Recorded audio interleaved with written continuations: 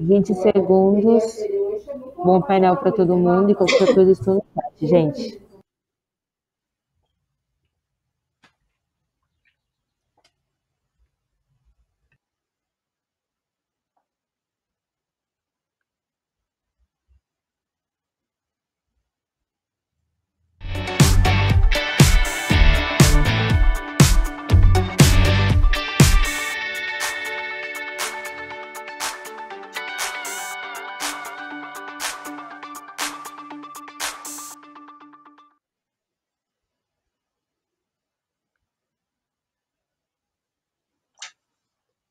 Bom dia, eu sou a Alessandra, diretamente de Wakanda. Eu vim do futuro, a convite do Festival Criativar, falar com vocês sobre afrofuturismo. Em 2020, em 2020 eu sou estudante de comunicação e produtora cultural. Desculpa, é que nessas viagens do tempo a gente fica um pouco perdida. Mas eu tô aqui com um time muito incrível para conversar sobre um futuro com elementos high-tech, mas ao mesmo tempo com toques de ancestralidade. O afrofuturismo, esse movimento pluridisciplinar que utiliza a música, as artes plásticas, a moda, as ciências e outras coisitas más, e que estabelece o encontro entre a história, o resgate da mitologia e cosmologias africanas com a tecnologia, a ciência, o novo e inexplorado. O nosso time é composto pela cientista, pesquisadora e multiartista Zaika dos Santos, o agente de transformação digital, especialista em tecnologia Fausto Vanin, e o antropólogo e pesquisador Victor Augusto. Muito obrigada pela presença de vocês.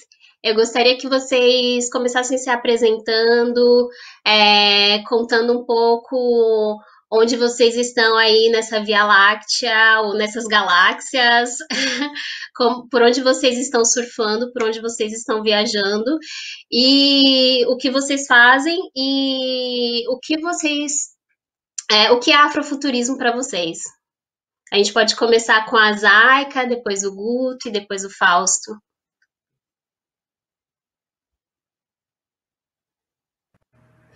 Bom, então, deixa eu começar aí me apresentando, né? Primeiramente, é muito bom estar aqui falando sobre esse tema que é tão importante, né? Meu nome é Zaika dos Santos, eu sou multiartista, pesquisadora e cientista do afrofuturismo. Alessandra, Ale, eu me localizo no planeta Coexistência Afrofuturista. Esse planeta ele vai falar dessa convergência coletiva que existe aí acerca do afrofuturismo. Para além disso, eu sou fundadora aí das iniciativas Afrofuturismo Artstein, eu sou fundadora da iniciativa Salto Sound System e sou fundadora da iniciativa Nokia Nagô. A Afrofuturismo Artstein, ela vai pautar o afrofuturismo em uma perspectiva científica, né? Datando aí essa pauta em uma possibilidade ou em uma potência enquanto testemunho histórico que antecede períodos como colonialismo, que antecede aí períodos como a Revolução Industrial e que data aí também esse procedimento e essa vivência uma perspectiva de futuro real. A Salto Sound System é uma iniciativa onde eu trabalho com mulheres negras e com pessoas trans negras, né, em uma perspectiva de se discutir o campo da música, né, só que numa dimensionalidade de equipamentos e equipes de som, de sound system. Então, a gente tem um sistema de som que tem o formato de um salto alto, que tem 2 metros de altura, e a gente coloca ele na rua, amplifica o som e toca tanto mulheres quanto pessoas trans negras. E nesse projeto foram formadas especificamente 400 pessoas aqui em Minas Gerais. E tem também a minha iniciativa de multiartes, né, que é a Nokia Nagô, onde eu trabalho em uma perspectiva ampla, né, mesclando todos os campos das artes, especificamente como eixo o da performance, para tratar, né, desse afrofuturismo acerca das artes. Bom, para além disso, Eu sou pesquisadora afiliada à BPN, que é a Associação Brasileira de Pesquisadores Negros. Eu integro o grupo de pesquisa LabFront, que é um grupo da Universidade do Estado de Minas Gerais. Eu sou bolsista de iniciação científica do Instituto Sua Ciência, isso com a minha terceira pesquisa acerca do que é o afrofuturismo. E, para além disso, também eu sou uma das mulheres cientistas que participou ali do projeto Mulheres na Ciência do Conselho Britânico, que aconteceu em 2018 no Festival Mulheres do Mundo, junto com o Museu do Amanhã. Então, eu desenvolvi uma iniciativa, uma pesquisa científica, na verdade, uma divulgação científica que se chama Afrofuturismo no UOL. O que é esse tal desse afrofuturismo para mim, né? Primeiro, é como eu te disse, ele se localiza nesse lugar do coexistência, porque estamos falando de um continente com 54 países, com 2.000 línguas, com 5 famílias linguísticas e com os seus descendentes, que são diversos e que entendem aí essa perspectiva de temporalidade ou atemporalidade de formas amplas e diversas. Então, para mim, ele se dá em um lugar de arte, ciência, tecnologia, inovação africana e afrodescendente, o que foi negado historicamente. A participação, a presença, a atuação de africanos e afrodescendentes no processo da história da ciência, da tecnologia, da inovação e da arte, acerca do testemunho histórico que se dá hoje na contemporaneidade, acerca da descolonização e também dessa desconstrução do que é o epistemicídio histórico. Agora, é super importante também a gente entender que na África existem pessoas que não gostam do afrofuturismo e preferem cunhar, por exemplo, o African Futurismo, que é uma perspectiva de se falar de distopias e de futuros africanos diferentes dos afrodescendentes, né? E para além disso também existe aí o afropresentismo, né? Que é essa perspectiva que cunha o presente com uma relação de passado e com uma relação de futuro também enquanto existência. E tem também quem negue todos esses lugares.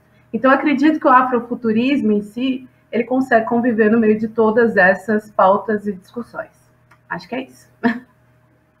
Falei pra caramba. Bom, Muito vou bem. eu agora. Sim. Desculpa, Pode Ale, falar, acabei me Guto. antecipando. Tá aqui na descrição, acho que tá Vitor Augusto, mas todo mundo me chama de Guto. Sou antropólogo formado na FESP-SP, na Fundação Escola de Sociologia e Política de São Paulo, da qual eu me orgulho muito. Amo ter estudado lá, eu fiz ciências sociais, mas me considero antropólogo. Hoje eu atuo como pesquisador de tendências na White Rabbit, que é uma agência de tendência e foresight, que me introduziu no mundo do futurismo, assim, cheguei lá com uma mão na frente e outra atrás, e a Lu, a Van, a Lúcia, elas me apresentaram o que é isso, esse universo, e foi lá que eu entrei em contato com essa coisa do afrofuturismo, que eu já fazia antes, mas eu nem sabia que eu fazia, né? Porque durante um tempo eu tive um grupo de rap chamado Ática, e a gente trabalhava com essas estéticas distópicas afrofuturistas, mas eu nem fazia ideia do que era isso, né? E aí, quando eu entrei na White Rabbit, eu tive esse clarão, assim, do que é a força desse movimento. Então, já dei também um spoiler de outras coisas que eu fazia, eu gosto muito de música. Tem o Ática, que tá meio inativo, mas vocês podem procurar aí no Spotify, tá lá, Ática. A gente tem um EP chamado 111. Tive também um selo, que a gente trabalhou com outros artistas, chamado Carranca Records. E é isso, o meu resumo é bem curtinho. E sobre a pergunta, o que é afrofuturismo para mim? Cara, para mim, afrofuturismo é projetar a experiência negra no espaço e no futuro. Eu acho que é isso. A gente tem várias discordâncias sobre o tema, a gente que gosta, que não gosta, uma disputa acerca dos seus significados, como a Zaika colocou muito bem, que ela, enfim, é a pessoa que melhor pode falar sobre isso, porque estuda e tal. Eu sou mais um curioso, me defino mais como um curioso. E é isso para mim, cara. É uma estética artística que tem um potencial político muito grande e que a gente já fazia antes do termo ser cunhado, né? Para mim, o afrofuturismo ele vai muito além do que é o termo ali, que surge em 90 nos Estados Unidos, tal. Para mim, é desde o maracatu ao coco, isso já era afrofuturismo. Então, também é outra experiência artística que eu tive, que eu integrei o grupo da Raquel Trindade muito tempo, o Teatro Popular Santa Trindade, foi uma experiência que me formou também como pessoa, e ali eu vi o potencial do que é afrofuturismo sem nem saber o que era, né? Porque a Raquel, que é artista mais multimídia e mais afrofuturista que ela, enfim, não tem. Então é isso, gente. Passo a palavra para o próximo.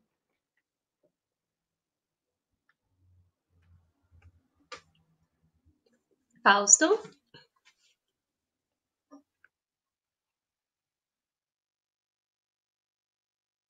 Não estamos te ouvindo. Eu usei a ética de desligar o microfone aqui e estava vivendo num mundo silencioso aqui enquanto saudava vocês, mas me conectando aqui ao Guto, né? Eu sou o próximo.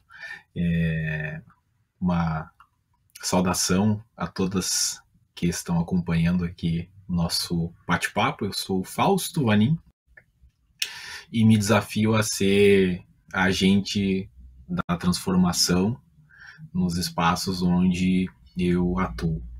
Eu utilizo a tecnologia como vetor de transformação social, por ser talvez um elemento que dialogue da melhor forma com as minhas aptidões. Então, a minha formação essencialmente é em tecnologia, mas o que brilha meu olho são as pessoas, né, e as possibilidades que isso pode gerar de impacto na sociedade.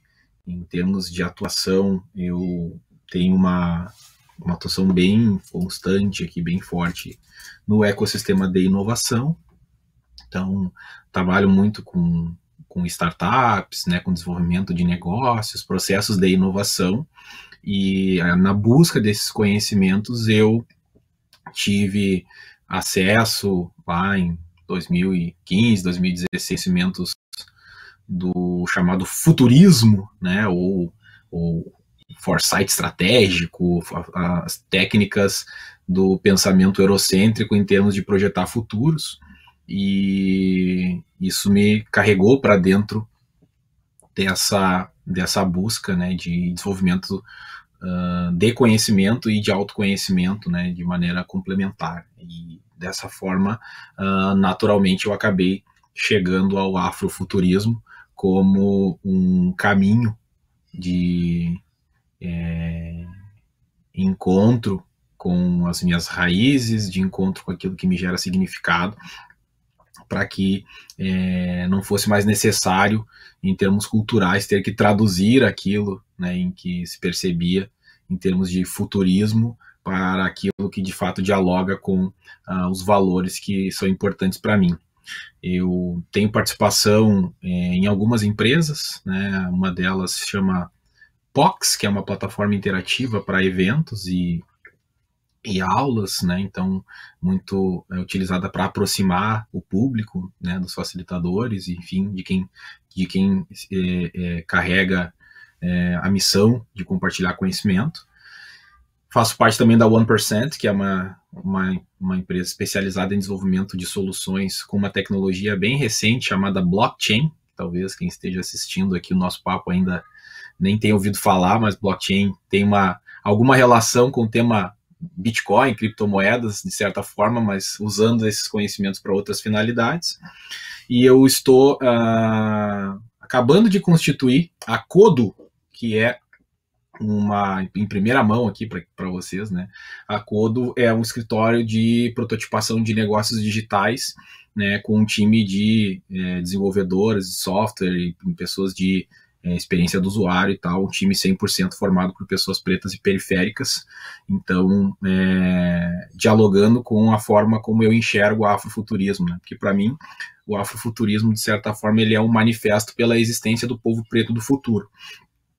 né? Então, com o Manifesto pela Existência, de certa forma, nós abordamos de maneira direta ou indireta o sequestro das narrativas, né? Porque de um processo que iniciou-se com o sequestro das vidas pretas dos nossos reis e rainhas da Mãe África há centenas de anos atrás, hoje nós vivemos um processo muito mais requintado e refinado de sequestro das narrativas, em que nós nos encontramos em um processo de diálogo entre as diferentes parcelas da sociedade em relação às questões que nos atravessam no nosso dia a dia, e muitas vezes a pauta do afrofuturismo é encerrada dentro de um contexto do próprio futurismo, né? Ou seja, há pessoas que enxergam o afrofuturismo como um subcapítulo do futurismo, né, o que é errado, ao meu ver, que, de novo, né, capitulando as nossas pautas e encerrando as nossas pautas em outras pautas que, do ponto de vista de outras pessoas, são mais prioritários, né, mas também vemos um certo encarceramento das pautas afrofuturistas como um movimento estético e cultural, né, e eu, como pessoa que desenvolve as minhas ações de impacto a partir de tecnologia, me sinto dialogar com o afrofuturismo mesmo assim, né? E hoje, então, me desafio a estabelecer as conexões entre um pensamento libertário, que são as bases do surgimento desse movimento cypherpunk, e que deu origem ao que é a blockchain hoje, que é o meu dia a dia, em estabelecer relações com o que é ser um afropunk, e construir afrofuturos baseado nessas perspectivas de construção de futuros no qual a existência do povo preto vai para além, né, de lutar para que essa existência aconteça, mas que sim, ela aconteça de maneira a moldar contextos sociais e culturais de vida e evolução que nos levem para um desenvolvimento muito maior daquilo que a gente entende que é ser humano. Então, gratidão por estar com vocês, e vou com bastante alegria e abertura para as nossas trocas nesse painel aqui. Muito obrigado.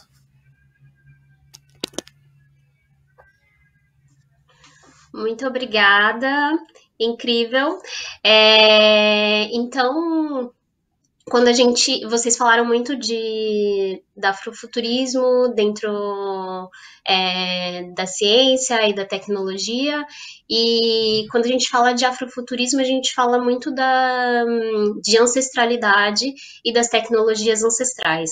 Então, eu queria saber como é para vocês essa fusão entre tecnologia, esse encontro entre tecnologias ancestrais e tecnologias contemporâneas, vamos chamar assim? Não sei se o Fausto ou a Zaika querem começar. Por favor, Zaika. Zaika? Sim, eu quero. Eu quero porque, assim, primeiro eu queria falar da minha inquietação de ficar ouvindo essa palavra tecnologia ancestral. Eu tenho uma inquietação acerca disso. Eu tenho participado de uma série de eventos questionando esse lugar, porque eu acho que ancestralidade é ancestralidade, tecnologia é tecnologia, né? Ancestralidade até tem uma dinâmica de se construir essa ancestralidade continuamente, né? Então não tem como você ser um ser ancestral sem estar construindo a sua ancestralidade. Estamos todos aqui construindo ancestralidades. E isso é atemporal, isso é continuamente, isso é todo dia, isso é colocar a África como centro. Infelizmente, como a gente vivenciou esse processo de colonização, né, escravidão e desumanização forçada de civilizações africanas, nós que estamos aqui na diáspora, quanto a civilização também que se encontra lá no continente africano, vivencia esse lugar da ancestralidade continuamente. Agora, sobre as tecnologias, né, porque eu prefiro colocar nessa chave maior, né? Historicamente, quando a gente engata essa palavra tecnologia ancestral, né? Aí a gente está tentando engatar a ideia de tecnologia africana. E eu não leio a tecnologia africana só como tecnologia ancestral. Eu leio a tecnologia africana como tecnologia, como o eixo principal dessa tecnologia que a gente tem hoje na diáspora, ou no mundo inteiro. Por exemplo, se eu for perguntar qual que é o primeiro sítio arqueastronômico do mundo, provavelmente quem está assistindo a gente nesse momento vai pensar Stonehenge, ou não sei qual é, né? Porque a gente tem essas múltiplas possibilidades. Só que o primeiro sítio arqueastronômico do mundo é Nabta Playa. A Nabta Playa está lá localizado no Egito, que é no continente africano. A história não conta isso para a gente, né? A história também não vai contar que no processo da escravidão e desumanização e colonização de corpos africanos, essas pessoas que vieram para cá em um processo de desumanização, vieram em um processo que lidava com a estética e com o conceito e com a prática do capitalismo. Ou seja, eu vou desumanizar o seu corpo, vou te transformar nesse objeto aqui, e aí esse objeto vai trabalhar para mim, né? Porque eu preciso do quê? Eu preciso, por exemplo, trabalhar com a mineração de ouro. Eu moro em Minas Gerais. O meu estado, ele se chama Minas, né? E o histórico desse estado é especificamente a mineração, né? As civilizações africanas que vieram para o Brasil, elas vieram especificamente para trabalhar e para construir, né, tecnologias e narrativas acerca desse país, né? Isso porque, ao invés de chegar no continente africano e falar assim, me ajuda, eu não sei fazer, me ensina, né? Essas pessoas que fizeram esse processo aí desumanizado, colonizatório, enquanto ruptura negativa histórica, preferiram ir até lá, pegar esses corpos, né? Furtar toda a história, furtar toda a narrativa e toda a tecnologia para construir novas tecnologias e aí pautar esse lugar de a nossa tecnologia. Então, eu vou muito em convergência com isso que o Fausto falou sobre o futurismo em si, né? Porque o futurismo,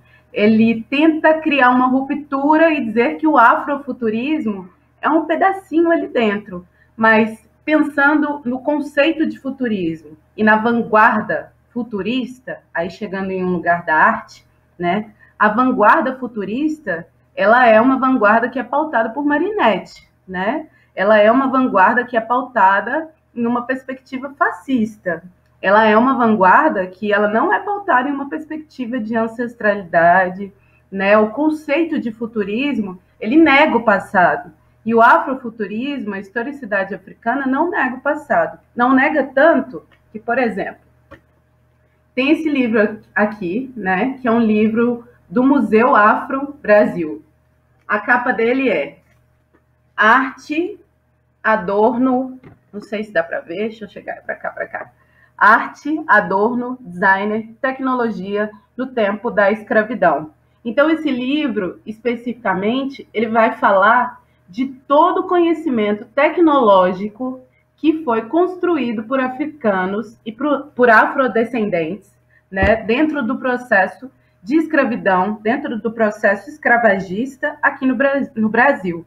Então, todas as tecnologias, elas partem desse lugar, tanto africano, quanto de povos originários, quanto de povos amarelos. Não estou dizendo que o homem não negro, né, prefiro colocar assim, não construiu nenhuma tecnologia, mas que foi roubada a nossa história, isso foi com toda certeza.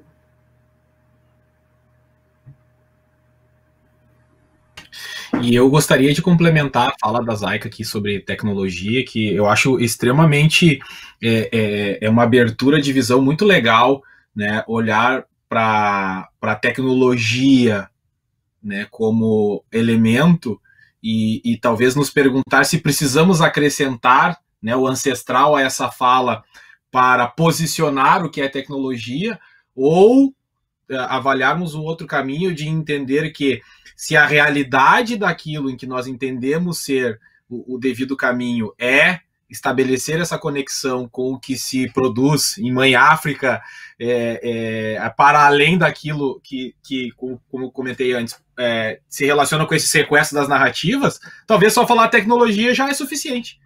Porque se falou tecnologia, de certa forma, está relacionado com aquilo que a gente entende ser significado. Que talvez acrescentar o ancestral, nesse caso, possa se tornar, ao longo dessas conversas, desnecessário. E aí, nesse contexto, eu busco também, como eu trabalho com tecnologia da informação, também busco, de alguma forma, desconstruir esse entendimento que muitas vezes acontece ao natural de que, ao falarmos sobre tecnologia, falamos sobre tecnologia da informação, né? E, na verdade, tecnologia vai parar muito além disso, né? E isso me remete a uma fala muito que foi bem impactante para mim, numa conversa com a Itasha Womack, né, que é a escritora dos best-sellers aqui relacionados ao afrofuturismo. No evento Futuro é Preto, né, ela trouxe a fala de que o termo raça é uma tecnologia criada há centenas de anos atrás para encerrar o povo preto em um determinado, né, grupo social. Né, e aí isso desdobra outras tecnologias, como o eugenismo, por exemplo, que visam sustentar narrativas de colonização e supremacia.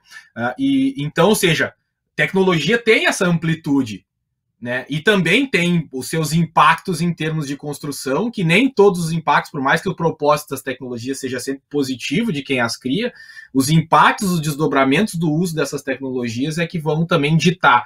E, para mim, o grande elemento potencializador ou limitante de uma tecnologia é a cultura da sociedade onde ele se insere, né? Então, ou seja, quais são as culturas da sociedade que a gente promove para potencializar ou limitar as tecnologias que a gente cria, né? E aí, por cultura, de novo, não estou falando aqui em manifestações artísticas, e sim estou falando do conjunto de valores, né, que abraça e alavanca uma sociedade, né, um grupo social no qual a gente se insere. Então, acho que é super bacana a gente olhar, né, ou seja, como é que a gente concebe tecnologia, como é que a gente se vê dentro desse contexto em sendo produtores de tecnologia e em sendo afrofuturistas, né, que também é uma coisa que nessa roda que se expande não existe um Sir Cavaleiro que vai colocar uma espada no seu ombro dizendo declaro você agora afrofuturista, né? Ou seja, como é que a gente nessa roda que se expande se sente e se considera afrofuturista, criador de tecnologias pela sobrevivência do povo preto no futuro? Tá dado? A gente tem a condição de tomar as ações e fazer, e aí por isso que eu tenho tentado trabalhar nesse contexto mais amplo de tecnologia, me desafiando e, obviamente, desafiando as pessoas às quais eu tenho contato em quais são as tecnologias que a gente cria hoje para poder pavimentar esse caminho, né, e nos levar para adiante.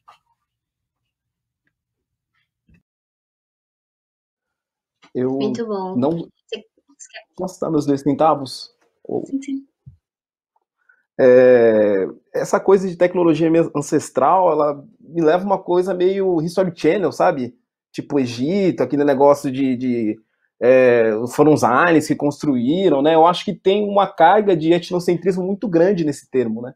Eu como venho da antropologia, né? Eu gosto desse negócio, tipo assim, eu queria muito estudar etnologia, então todos os povos desenvolvem tecnologias. A domesticação da mandioca foi uma grande tecnologia desenvolvida na América que permitiu a vida aqui.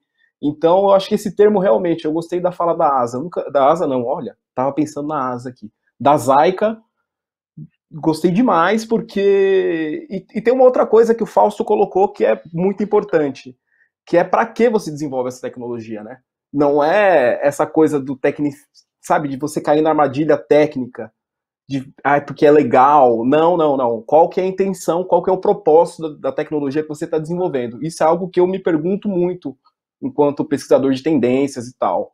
Porque a gente vê muita coisa, mas para quê? Né? Para quê? Você se pergunta para quê? Então eu admiro demais a trajetória do Fausto, que eu não conhecia, porque ele está desenvolvendo tecnologias para as pessoas pretas, e isso é bem bacana. E está escapando dessa armadilha do tecnicismo, sabe? Porque, como diz o Virilio, que é um filósofo que eu gosto muito, cada tecnologia produz o seu acidente. E eu acho que a tecnologia que a Zaika desenvolve, que o Fausto desenvolve, elas não vão produzir acidentes, elas vão produzir cenários de futuros desejáveis, aspiracionais. Então, fiquei bem impactado pela fala dos dois. Desculpa aí te cortar, Lê. Eu queria dizer que a tecnologia que você, Hugo, também desenvolve, tá? Guto, melhor, né? Já invocou o Hugo Canuto aqui também. Todos os futuristas estão aqui juntos, né? A Ada tá aqui, o Hugo Canuto tá aqui, tá todo mundo aqui, de alguma forma. Tá todo mundo aqui. E que a Ale também desenvolve. E queria... Não, e mandar um salve pra Asa, né, gente? Só amor, só amor. Eu só queria complementar com esse lugar de que a gente não pode deixar de fora o nome da gente o tempo todo também nesse lugar, porque a gente está desenvolvendo juntos essas tecnologias. Sim, muito bom, muito bom. E eu queria saber de vocês como vocês veem esse encontro do afrofuturismo com a cultura brasileira, com as especificidades do nosso país. Se você quiser começar, Guto.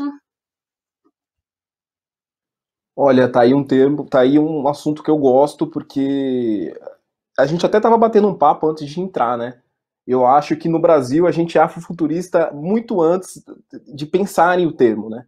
Porque quem nomeia sempre é o outro. E eu, como antropólogo, eu sei que quem nomeia é o outro. As pessoas não se nomeiam, né? Tanto que a tradução da maioria dos nomes de todos os povos do mundo é nós somos os humanos, nós somos a gente, né? Porque quem nomeia é o outro. Então eu acho que o Brasil, especificamente, eu gosto de destacar muito essa potência afro-brasileira, né? E eu até disse no começo da minha fala sobre a Raquel. Outro nome que eu gosto de invocar quando a gente está falando sobre estética afrofuturista é o Itamar Assunção.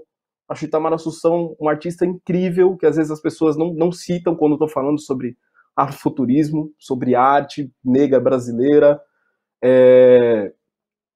E todas as tecnologias corporais que a gente desenvolveu, estéticas musicais desenvolveu e desenvolve, como funk também, porque esses dias estava conversando com... Esses dias não, né? Ontem eu postei a coisa no Stories, que eu ia participar do painel e tal, e um amigo meu, Eduardo, que ele organiza uma festa chamada Perifa no Toque, falou, pô, legal, você vai lançar a Braba lá e tal. Eu falei, pô, legal, eu até anotei aqui para falar sobre funk, cara. Eu acho o funk um negócio, assim, quando a gente tá falando sobre estética e afrofuturismo, não tem nada mais futuro na música brasileira do que funk, assim, é a vanguarda na música brasileira. Então, outra coisa que eu gosto de exaltar, e aí você vai pesquisar a história do funk, as origens do funk, são ritmos, é um ritmo afro-brasileiro, e é isso, cara, eu gosto demais de marcar essa coisa do Brasil, sabe? Do Brasil, da onde a gente se localiza, do que a gente faz aqui, do que nasce aqui, né? Que é um continente novo, é um mundo novo, e, cara, às vezes eu detesto quando as pessoas estão falando só sobre essa coisa de afrodiaspórica e tal. Não, nós somos brasileiros. Isso é algo que também o Candeia falava, né? Eu não sou africano, eu não sou norte-americano, eu sou brasileiro. Então, a minha posição é essa. Eu gosto demais de exaltar toda essa coisa estética e nosso poder de criação brasileiro. Terminei. Fiz mais um manifesto político do que um comentário, né? Mas passo para Zaika ou para o Fausto, para quem quiser falar depois. Eu me empolguei. Eu quero ver. Muito bom. Só um momentinho, só para falar para as pessoas que estão assistindo a gente que vocês podem enviar perguntas e que daqui a pouco a gente vai ler e responder. Zaika, você pode falar. Eu amei seu manifesto político, Guto. Ele foi incrível. E eu acho que ele é super necessário. E aí, pensando nessa necessidade, eu também trouxe um brasileiro que eu fico muito revoltada de não ver ele aparecendo nessa pauta de afrofuturismo, porque, para mim, eu acho que ele é um dos maiores afrofuturistas da história, que é o Abdias do Nascimento, E como foi recentemente lançado esse livro, que é o Quilombismo, eu acho que é muito importante pautar aqui especificamente um capítulo, que é o documento 2, que tem o título aí como Revolução Cultural e o Futuro do Panafricanismo. E aí, dentro desse capítulo, especificamente, o Abdias do Nascimento, ele traz tanto um recorte muito amplo, mas tem um recorte muito específico, que é a respeito da ciência e da tecnologia, né? Ou seja, aconteceu, se eu não me engano, em 1977, por aí, um encontro muito importante na América Latina que discutiu esse lugar histórico, né, de afrodescendentes latino-americanos, né, que é o lugar onde a gente se encontra enquanto pauta de fala, brasileiros, né, ou de falar que a gente tem nacionalidade, que não era nem para ter nascido aqui, né? Como negar isso historicamente? E aí, uma das denúncias que foram feitas, né, eu não sei se eu estou visibilizando a data desse seminário corretamente, porque vai me falhar a memória, especificamente agora, mas uma das denúncias que foram feitas nesse seminário, nesse simpósio, né, ou nesse encontro, que foi um encontro muito importante na história, foi a ausência do nosso lugar presente, né, enquanto história de ciência e tecnologia e arte, enquanto história de espiritualidade e religiosidade, enquanto processo de humanização. E é muito importante porque a partir daí desses trabalhos de diversos ativistas, acho que dentre eles também uma pessoa que eu sinto muita falta e que eu sempre cito, né, é Sueli Carneiro, porque eu acho que ela pauta muito uma coisa que é importante, né, que a gente não está nem de um lado, nem de um outro, a gente continua sendo negro, sempre, né, nessa discussão, e também pauta muito o que tem acontecido nas redes sociais, né, essa briga, né, que a galera tem vivenciado acerca de um termo que é o linchamento, né, acerca de um tema que é essa visibilidade mercadológica dentro de empresas, e como ela coloca que vivenciar isso, às vezes, é se rebaixar demais enquanto historicidade afrodescendente acerca de todo esse trabalho que foi construído na década de 70. Então, acho que num amplo, para além disso, né, a gente está vendo aí o que aconteceu com uma outra marca, que eu não gosto muito de ficar citando o nome de marca, que decidiu fazer um projeto trainee, né, especificamente só para pessoas negras, e como a sociedade, né, em um todo brasileira, em um todo não, a minoria, né, porque somos a maioria, historicamente, quis aí desmembrar ou gritar, né, ou verbalizar todo o seu ódio acerca disso também, e como Sueli vai lá e coloca, né, em pauta, em xeque, esse lugar, né, dizendo que é isso, assim, tocou na ferida, o pus e expurgar para tudo quanto era canto, né.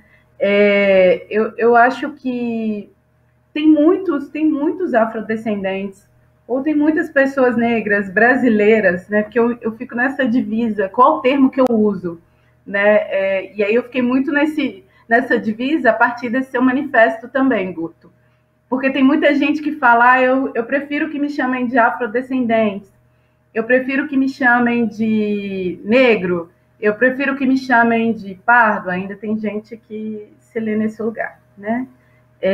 Eu prefiro discutir o colorismo, e eu acho que a gente tem tanta fragmentação histórica, e essa fragmentação, infelizmente, não é nossa culpa, mas a gente tem que vivenciar esses lugares de fragmentação, que aí quando eu chego aqui no Abdias, eu acabo conseguindo me sentir um pouco mais segura para discutir essas fragmentações também, só que aí, ao mesmo tempo, eu chego nesse outro lugar de ouvir pessoas, como recentemente eu vi na web.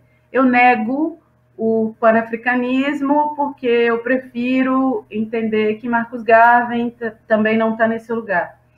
E aí eu acabei entendendo que para a gente poder, pelo menos, fluir enquanto pessoas negras, afrodescendentes, colorismo, né, a gente vai ter que se entender diverso.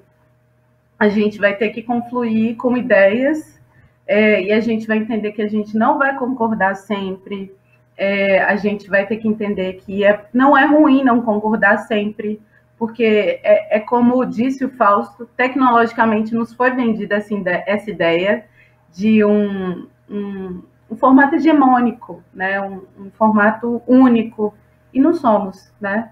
Mas, enfim, acho que é importante a gente sempre saudar esses outros lugares afrofuturistas, não só como outros, mas entender que se você, nesse momento, assiste nós, né, essas 4 pessoas que conversam com você nesse momento, então eu vou chamar de pessoas ou afrodescendentes, ou negros, né, ou nessas 2 narrativas, ou em mais narrativas que se entendam enquanto afrocentralidade, você também precisa entender que você é um afrofuturista.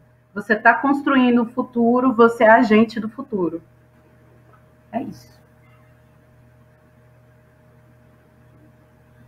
Uau.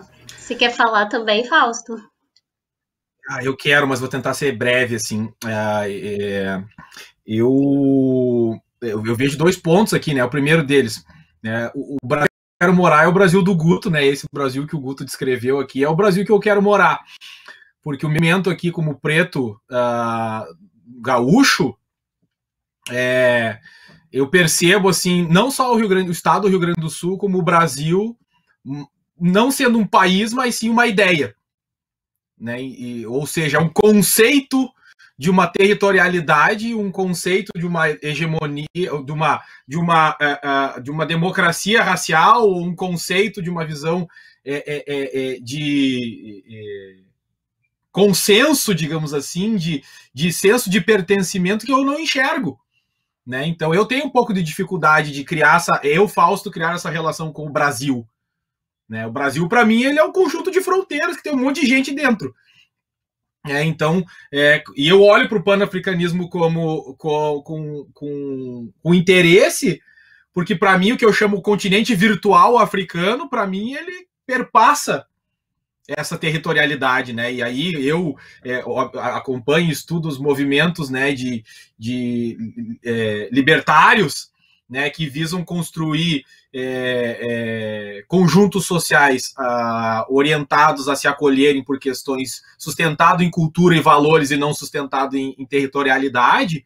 Sinto um pouco de dificuldade em dialogar com essas questões de que então estou dentro da fronteira do Rio Grande do Sul, sou gaúcho e sou obrigado a defender o torrão gaúcho aqui, o nosso território, com armas e unhas e dentes, e a revolução farroupilha dos empresários do charque que perderam para a República Brasileira, de lenço na mão, vamos lutar, sabe?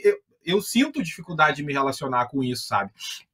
Porque o Brasil carrega isso de uma maneira muito forte, né? E quando eu falo o Brasil do Guto, esse Brasil, eu acho esse Brasil fantástico, entendeu? Eu acho maravilhoso porque ali tem essa potência condensada de uma maneira muito mais vívida, né? De a gente se sentir, se acolher e se sentir parte desse todo. Mas quando eu amplio isso para outros contextos, eu já não sinto isso tão vívido, né? Então tenho dificuldades, Fausto, tenho dificuldades em lidar com o Brasil, né, como sendo, né, um país, um espaço que nos encerra. E aí eu acho que o afrofuturismo brasileiro dialoga de uma maneira extremamente potente com essa coisa que eu costumo dizer que é o manifesto pela existência do povo preto no futuro do Brasil.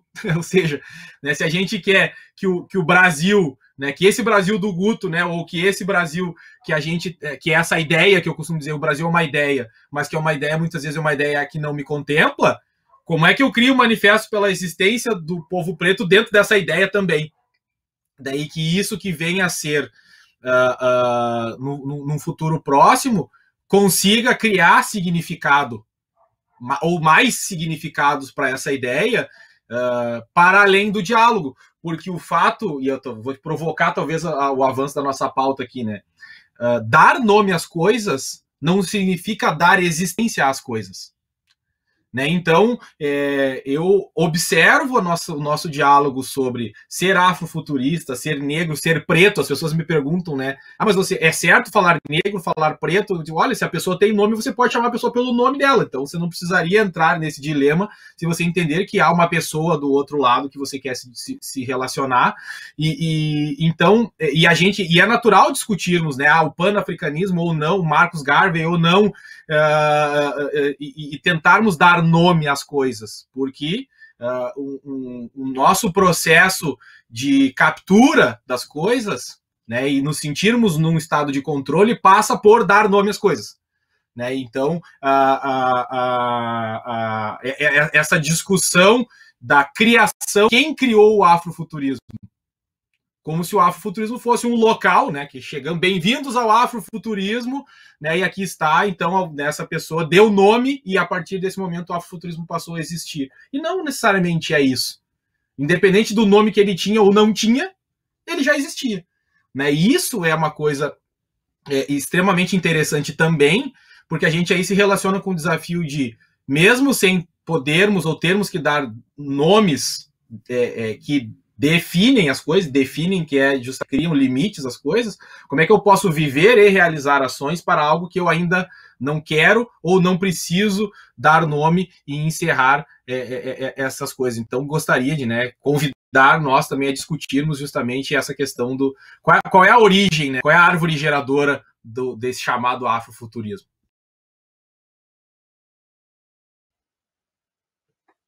Uau! Zaika, eu vi você balançando a cabeça e tudo mais. Você queria. Você quer Fica à vontade, se você quiser complementar ou acrescentar alguma coisa. Eu tô amando demais essa conversa. Acho que a gente está confluindo numa discussão muito gostosa, muito potente. Eu quero complementar, porque na verdade eu não acredito em nenhum desses lugares que nós estamos aí debatendo, né? Eu sempre acredito nessa pauta que acontece aqui no Criativar, que é uma conversa mesmo, que a gente está confluindo ideias. Eu acho muito legal quando o Fausto coloca esse lugar assim, mas a gente está nomeando, né? E nomear, a gente está falando de semiótica, né? Essa necessidade de nomear e essa necessidade ocidental também da dualidade, sabe? Do que é o certo. Então, se você for por esse caminho, você é um afrofuturista muito perfeito, né? O que é ser um afrofuturista? Se você for por outro caminho, você não é afrofuturista, né? E por aí vai. Por isso mesmo que eu acho que é super importante se entender enquanto agente do futuro, né? E aí, quando eu estou falando desse lugar do agente do futuro, eu estou falando de novas narrativas, numa perspectiva de pensa numa criança, né? Pense em quando você era criança. Quantos professores negros ou afrodescendentes você teve? Quantas lideranças políticas nós tivemos? Quantas cientistas? Quantos cientistas e quantos cientistas negros vocês conhecem? E existem vários, né? Então, assim, se a gente for pensar em uma questão de uma pirâmide social, historicamente dita, né? A gente está pensando em quem está nesse lugar, quem são essas pessoas e o que elas representam nesses espaços, né? Quando a gente fala de representatividade, a gente também chega num outro lugar que é muito importante e que precisa mais ser debatido, que é a emancipação. Emancipação, né? E aí, quando a gente localiza também esse lugar de onde que vem, né? Porque eu não consigo, enquanto afrodescendente, né? Não falar de África. E, da mesma forma, eu fico como Fausto. Como que eu defendo, vocês vão me desculpar, mas como que eu defendo o estado onde eu nasci, né? Nesse sentido. Sendo que o meu estado, ele foi um dos que mais forneceu aí o processo da mineração para enriquecer, né, a colônia, para enriquecer países europeus, né, e que até hoje ainda tem aqui um acervo museal que carrega, dois, que carregam histórias da escravidão, 3, que carregam histórias da escravidão como narrativas romantizadas. Tem um museu no centro da cidade que tem uma balança. É uma balança específica para pesar pessoas negras que viveram em processo de escravidão, tanto afrodescendentes como africanos. Então, todo dia que eu tenho que andar no centro da cidade onde eu moro, e quando eu vou dar uma visitada nesse museu, eu tenho que me deparar com a cena de que pessoas estão parando na frente de uma balança que pesava corpos e que não eram entendidos como corpos, né? E se fotografam ali e registram aquela memória como se essa memória, né, ela tivesse que existir aí nessa confluência de novas memórias. Aí toda vez, o outro lugar que eu tenho um problema muito grande é toda vez quando eu tenho que abrir o meu computador. Por quê? Quando a gente pensa na tecnologia, não só da tecnologia da informação, mais especificamente na tecnologia cibernética, é super importante também a gente pensar que dentro desse computador, né, de cada um de nós aí, tem um ouro, né? E esse ouro, ele parte da mineração. E assim, eu não sei se vocês já tiveram essa experiência do que é entrar dentro de uma mina, e eu recomendo muito, tá? Ouro Preto, né? Tem um coletivo que se chama Outro Preto, e eles têm a mina do Veloso, e eles fazem uma visitação completamente diferente. Eles mudam a narrativa da gente acerca dessa mineração, para que a gente consiga conhecer tudo que foi construído através dessas civilizações africanas que vieram para cá e de todo o conhecimento que eles tinham e de tudo que foi roubado acerca disso. Só que é muito complexo, porque ao mesmo tempo você está entrando em um lugar onde tem pedra, né? E onde essas pessoas passavam ali dias, horas trabalhando e saíam desses espaços para receber uma moeda. Tem museu aqui em Minas que tem essa moeda, que eles chamam de dinheiro, mas na verdade não era. Era uma moeda para trocar por comida. Era um objeto para você poder trocar especificamente em um único lugar por comida. E aí, hoje, em 2020, aqui, discutindo afrofuturismo, discutindo novas perspectivas de futuro, eu ainda tenho que lidar com essa narrativa real no meu cotidiano, né? Não só eu, mas todos os afrodescendentes que se encontram vivenciando essa realidade aqui em Minas Gerais. Ao mesmo tempo que eu assisto cotidianamente vários historiadores, vários afrodescendentes que estão aqui em Minas Gerais lutando efetivamente para desconstruir essa narrativa. Agora, em um cenário nacional, a gente acaba ficando muito parecido com o contexto ali do Fausto, sabe? Porque às vezes as pessoas não conseguem visibilizar a existência das nossas narrativas afrodescendentes, para além do que a gente entende de Sudeste como Rio e São Paulo. E aí é super complexo. E aí, quando a gente chega também nesse lugar, a gente chega em um outro desmembramento histórico que é muito importante. Mas e Amazonas? Saca? Mas e Bahia? Mas e Recife? E por aí vai. Mas e o estado inteiro? Mas e o país inteiro? Como que a gente está discutindo nesses lugares? Como afrodescendentes têm discutido aí as suas perspectivas afrodescendentes, ou as suas perspectivas enquanto África como centro, em outros lugares? Como a gente tem saído dessa dinâmica ficcional, sabe? Porque eu acho muito legal, é muito importante a gente confluir novas literaturas, novas músicas, novos processos no cinema, né? Novos processos nas artes visuais, mas como que a gente tem construído essa tecnologia de fato, que é uma tecnologia social também, que é uma tecnologia pautada na realidade, que é uma descolonização do campo da ciência na perspectiva real. Como que a gente chega nessa pergunta que o Fausto levantou enquanto provocação? Como que a gente está discutindo isso na realidade? Quando que a gente está saindo desse cyberespaço e está pensando em mobilidade? Porque quando a gente chega na discussão...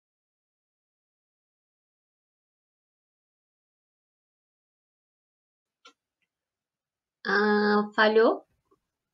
Vocês parou, Zaica, foi isso? Tô te ouvindo. Acho que foi a Zaica. Congelada. Acho que deu um probleminha ali com a Zaica. Enquanto a gente descobre o que aconteceu com a Zaica, eu vou passar para as perguntas. Que, infelizmente, nosso tempo está curtinho, mas Mas tá muito bom o papo. Então tem a pergunta do Marco Antônio dos Santos. Ele disse: estou amando esse painel, gostaria de saber o que vocês acham do pensamento que diz que a história do povo preto é contada nas músicas e cantos e não nos livros. Eu? Cara, eu tô fazendo um curso no MIS sobre história da arte africana. Com uma curadora, a menina que foi curadora lá do Museu África Brasil e tal. E aí ela fala muito sobre como o eurocentrismo nega a tradição oral africana.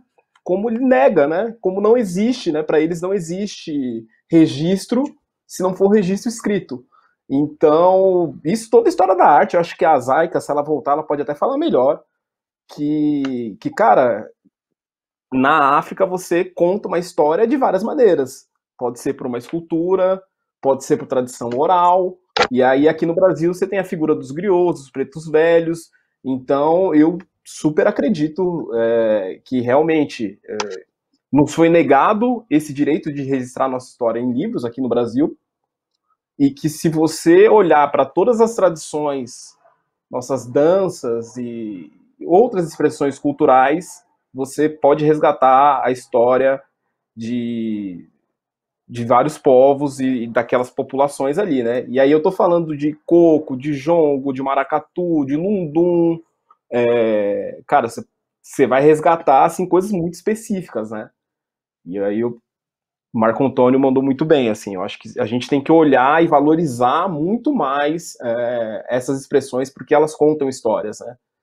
Até a dança, cara, você vai pra galera que pesquisa dança e performance, eles falam, né, que o funk descende do jongo, que aquele movimento ali, ele vem, cara, da região X da África e tal, e você faz a cabeça fazer assim, ó, bufo, sabe? Então, a Asa fala muito sobre isso, né? Eu fiz um curso com ela e ela fala sobre, né? Ela dá o percurso direitinho, né? Ela fala, o funk é assim, tal, vem daqui, esse movimento vem daqui, e o break daqui, e você fica tipo, realmente, os europeus, eles não tinham tecnologias para entender aquilo, né? Para entender oralidade, para entender performance, para entender dança, eles não estavam preparados para. Enfim, terminei. Espero que a Zaika tenha voltado. Super queria, acho que ela super pode falar melhor do que eu sobre isso. Zaika? Eu acho que ainda não. Olha, então eu vou passar para a próxima pergunta, que é a do Daniel Torquato. Ainda é muito difícil me reconhecer como afrofuturista. Me parece que existe uma agenda dominante sobre os caminhos para um futuro preto. Obrigada por trazerem essa pluralidade para a mesa. É mais um... Daniel, cara, primeiro de tudo, né, te abraço, te acolho como afrofuturista, como irmão. E, cara, essa questão da agenda dominante é uma coisa muito desafiadora para nós, tá? Porque a gente precisa que o próximo painel de afrofuturismo tenha você e não o Fausto, para que a gente consiga ampliar essa roda, entendeu?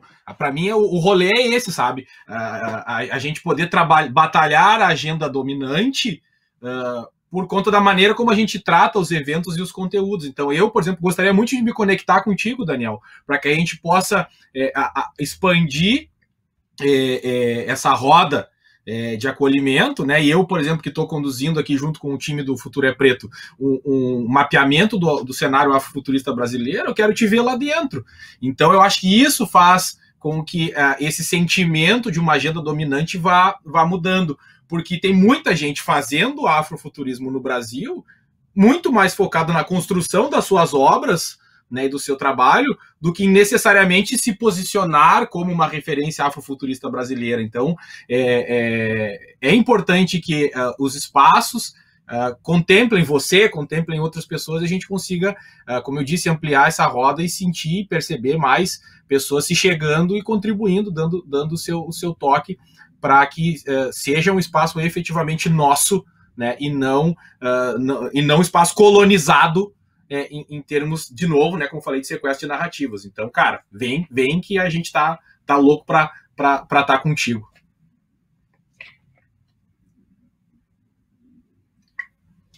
Tá. E aí a gente tem a pergunta da Karina Reis, que entra naquela polêmica. Vocês podem falar sobre os países africanos que pediram indenização pela colonização? Vocês acham que vai rolar de pagarem e devolverem as obras ou não? E foi para provar o ponto. Desculpa, se vai rolar de pagarem ou se foi só para provar um ponto? Um ponto de vista, desculpa. Olha, eu acho que não foi só para provar um ponto, não, porque o ponto já está provado há muito tempo. E nesse curso que eu estou fazendo sobre história da arte, né? Na África tem esse rolê, né? Da Nigéria pedir lá as cabeças de fé e tal, pedir pro British Museu e falar, olha, meu amigo, devolve. Tipo assim, é porque esse negócio do virtual, meu, é difícil me concentrar na aula, né? Mas tem todo o movimento dos museus e dos países africanos pedindo de volta as obras que foram pilhadas, falando, vocês precisam devolver isso aí. Então, se vai acontecer essa reparação, que, meu, não dá nem para calcular, né, cara? Como é que você vai calcular o impacto, né, da colonização e de todos os processos subsequentes? Mas... Patrimônio cultural, né, irmão? Então, cara, isso é incalculável. Isso é incalculável, não tem jeito. Ah, a Zaica voltou, ufa. Aí. Então, assim, eu acho que eles estão mais do que certos de pedir mesmo. Eu acho que eles estão. Inglaterra tem que pagar, Bélgica tem que pagar, França tem que pagar. Meu amigo, o que esses países fizeram, então, isso é uma discussão que não chegou agora, né? Mas chegou há pouco tempo no Brasil, do colonialismo e dessa coisa decolonial e tal. 5 anos atrás eu não lembro das pessoas falando sobre isso. Não lembro. Eu estava na faculdade, eu não me lembro.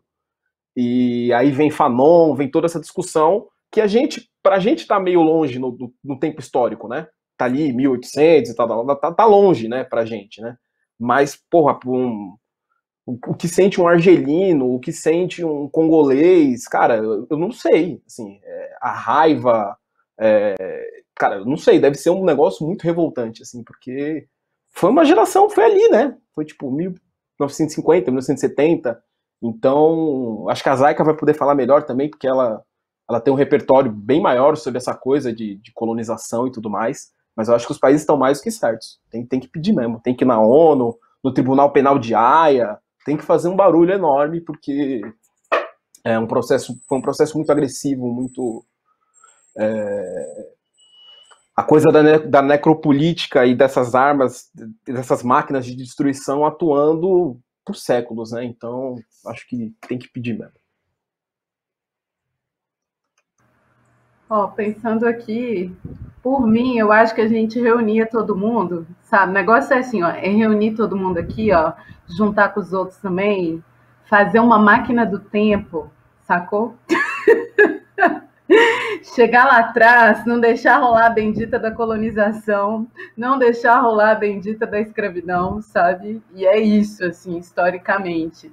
Agora, na contemporaneidade, eu vou muito de encontro com isso que você está falando. Caí, mas voltei, tá, gente? Isso acontece na realidade histórica.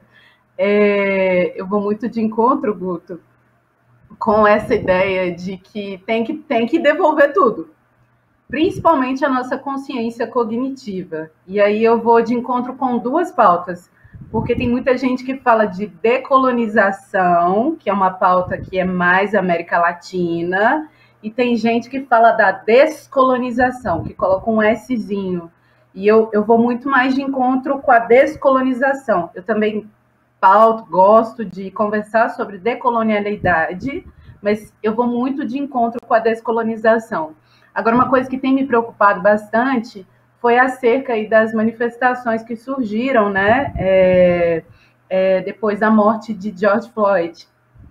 E aí a derrubada de esculturas e de monumentos de escravocratas que ficam aí, né, espalhados em vários lugares do mundo. Inclusive no Brasil tem muito, e a política de eugenia tem uma potência histórica muito grande acerca disso, né? E aí, assim, será que é esse futuro, né? Porque, assim, estamos novos, né? Que queremos aí para os nossos filhos, sobrinhos e por aí vai, né? Entrar dentro da escola e abrir o livro de história e lidar com a história romantizada dessas pessoas, né? De que elas foram boas, de que elas construíram várias coisas legais, né? De que a escravidão é um processo histórico muito bonito, muito romântico. E aí eu acho que eu estava falando sobre mobilidade antes de eu cair. Eu realmente caí, tá, gente? Com o computador e tudo. Eu acho que é muito importante a gente entender a lógica da mobilidade quando a gente entende que, enquanto afrodescendentes, né, enquanto pessoas negras, existe um processo de afastamento do que é dito como centro, né, e a dificuldade, né, a dificuldade histórica de acessar o que é dito como centro e também o que é dito como monetário, né, até para discutir tudo que a gente tem discutido, né. Se a gente não começar a pautar isso numa uma possibilidade de realidade, não que a gente já não tenha pautado, mas se a gente não for efetivamente aí, enquanto demanda de cargo político, enquanto demanda de cargos de poder, né, enquanto demanda de cargos dentro da ciência, enquanto pessoas que são professores e que estão formando novas pessoas, né, enquanto pessoas que estão entendendo e discutindo que a tecnologia ainda está proporcionando ou fortalecendo o racismo algoritmo, né, a gente vai ficar talvez confabulando novos futuros, e isso me incomoda muito, enquanto pesquisadora, enquanto cientista, se a gente vai só confabular novos futuros, ou se a gente vai, de fato, causar uma ruptura histórica, né, para além das rupturas que já foram causadas, se a gente vai, de fato, pegar tudo que a gente recebeu de historicidade acerca do que é pautar essa afrocentralidade e seguir para que essa ruptura ela tenha possibilidades positivas para as próximas gerações. Então, assim, eu tô muito nessa fase de... É muito legal estar em vários eventos falando sobre afrofuturismo, mas eu estou muito incomodada porque, no fim das contas, eu não estaria aqui, eu estaria continuamente exercendo a minha pesquisa, né, que lida aí com crianças que provavelmente nem aula estão tendo agora, né, ensinando para elas etnomatemática, trazendo para elas a proposta do que é o algoritmo, né, entre outras demandas, para que essas crianças se insiram aí nesse espaço e que no futuro elas construam outros lugares históricos, porque eu já entendi, com muita dificuldade, que não sou eu que vou pautar esse futuro especificamente, mas sim essas novas gerações que vão ver, que vão ter esse futuro enquanto realidade. E isso vai depender de como a gente que está aqui também tem assumido essa responsabilidade de construir esse futuro para essas outras gerações.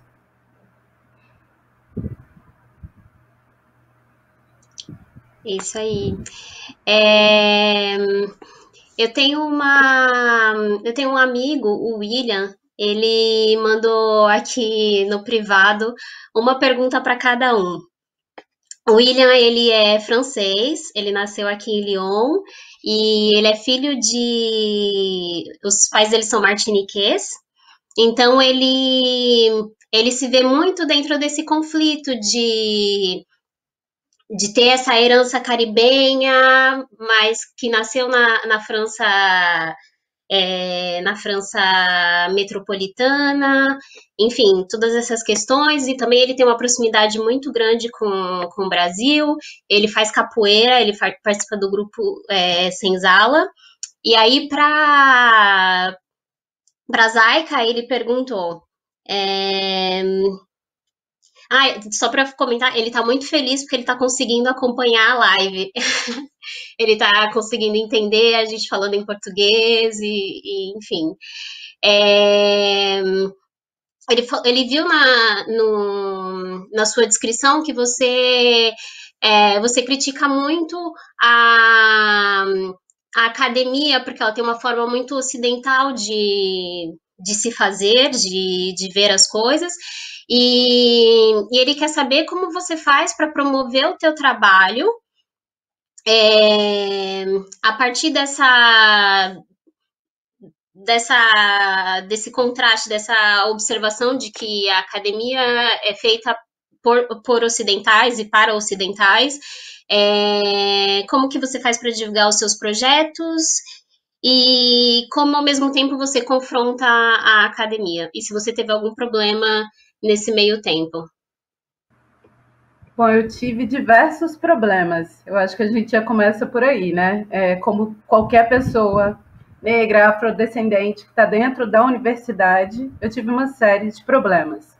Mas eu acho que, inicialmente, eu não consigo pautar a universidade ou o conhecimento acadêmico como especificamente ocidental, até porque a primeira universidade, ela também foi no continente africano.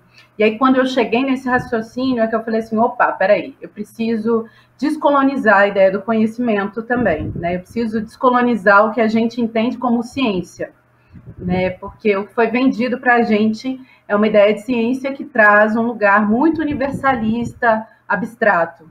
Então, para descolonizar esse lugar, eu tinha que chegar em narrativas, né, que descolonizavam a ciência antes da minha vivência. E aí eu começo a chegar em uma série de cientistas negras que são muito importantes na minha vida, como a Zélia Ludenwick, como a Bárbara Carini, como Catemari Rosa, como Sônia Guimarães, né, que é a primeira mulher negra a ter um doutorado no Brasil e também a primeira professora lá no ITA, né, entre outras cientistas que são muito importantes para mim. Então, quando eu consegui observar que essas mulheres elas estavam ali desmembrando e descolonizando o que eu entendi enquanto ciência, eu falei assim, opa, é possível também trabalhar com o processo de descolonização do que a gente conhece enquanto ciência. E nessa descolonização é afrocentrar, né, o que a gente entende como conhecimento. E aí eu acabo caindo em uma discussão que ela é muito coesa do campo acadêmico, que é dizer que o conhecimento afrodescendente ou conhecimento africano, ele se pauta muito no campo da oralidade, né, e que ele não tem uma dinâmica de escrita e que ele não tem uma dinâmica de veracidade para além do campo da oralidade. O campo da oralidade é uma potência que a gente tem muito grande. Isso quer dizer que a gente também tem aí uma historicidade imaterial, mas a gente também tem uma historicidade material. E é importante que isso seja visibilizado enquanto potencialidade histórica, enquanto testemunho histórico, que é onde a gente tem que pautar efetivamente.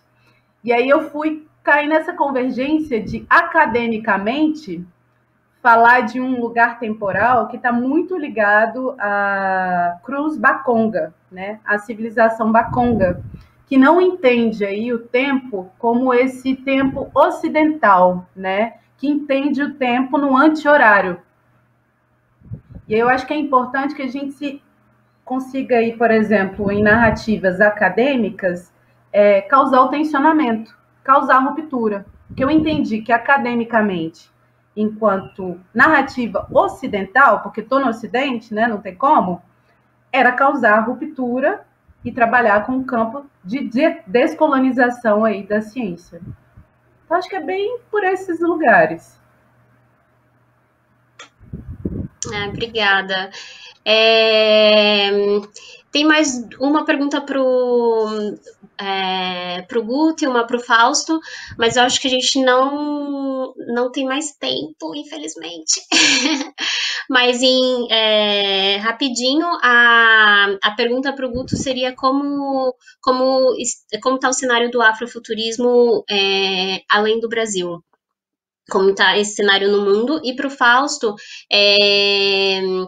como o William, ele trabalha com tecnologia também, e ele queria saber quais são as suas dicas de como entrar no mundo da tecnologia. Se vocês puderem responder rapidinho. Ah, eu vou ser bem sucinto. Cara, futurismo no mundo tá estourando, assim. Tá um negócio como pesquisador de tendências, né? É algo que, nesse momento de ruptura que a gente está vivendo, né? E aí, aproveitando uma figura de linguagem da ASA sobre o Senhor do Ocidente, né? A gente está no momento de ruptura, né? Que a sociedade ocidental não está conseguindo resolver nossos problemas. Então, narrativas como o afrofuturismo, e aí tem outras expressões aqui no Brasil, tem cyber, como é que é o negócio? Enfim, tem muita coisa acontecendo. E, cara, eu até queria dar um salve pro pessoal da Perifacom aqui, que é a Andressa Delgado, a Luísa Tavares, que elas trazem essa coisa de ser geek, ser nerd na periferia, e tem muita coisa acontecendo, assim, tipo, de quadrinhos negros, de gente negra produzindo quadrinho, cara. Eu coleciono quadrinho e eu nunca imaginei, assim, de participar de grupo e tal, e hoje tem isso tá rolando demais.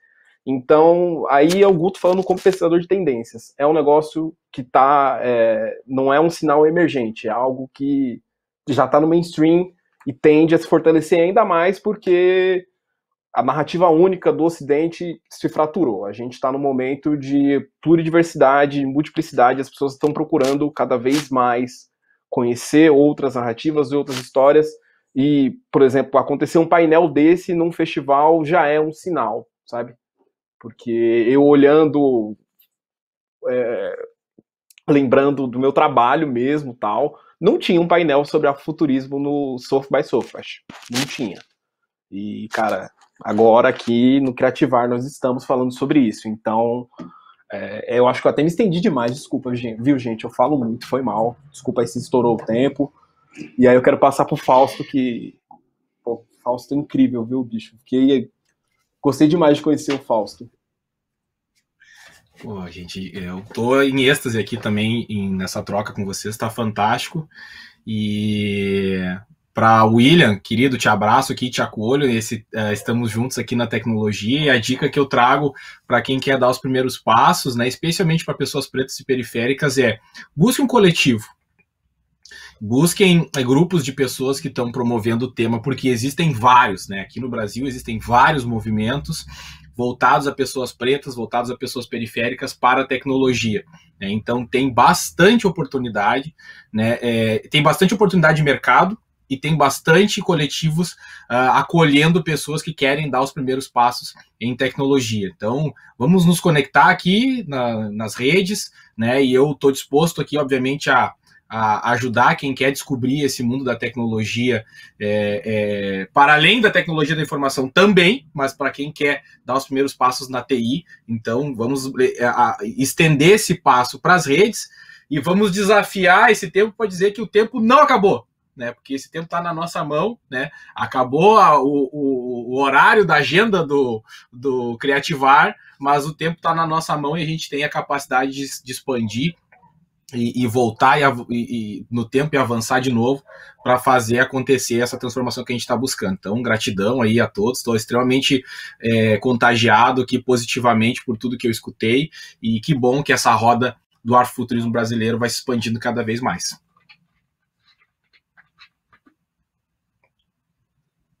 Ai, gente, que incrível, que incrível. Estou muito feliz de ter participado dessa mesa aqui com vocês. Eu quero muito agradecer a Zaika, ao Guto e o Fausto. Esse papo foi incrível, a gente teve bastante retorno positivo, as pessoas estão muito felizes e eu acredito que essa discussão ela vai continuar, ela não para por aqui não. Infelizmente a gente tem que acabar, pelo menos esse painel, e quero agradecer ao Festival Criativar por essa oportunidade e por esse espaço e dizer para quem está assistindo agora que o Festival Criativar são 40 painéis, são 4 dias de eventos, começou ontem, dia 24, e vai até dia 27. Então, entra no site que tem toda a programação e tem muita coisa muito interessante, muito legal. Muito obrigada, gente.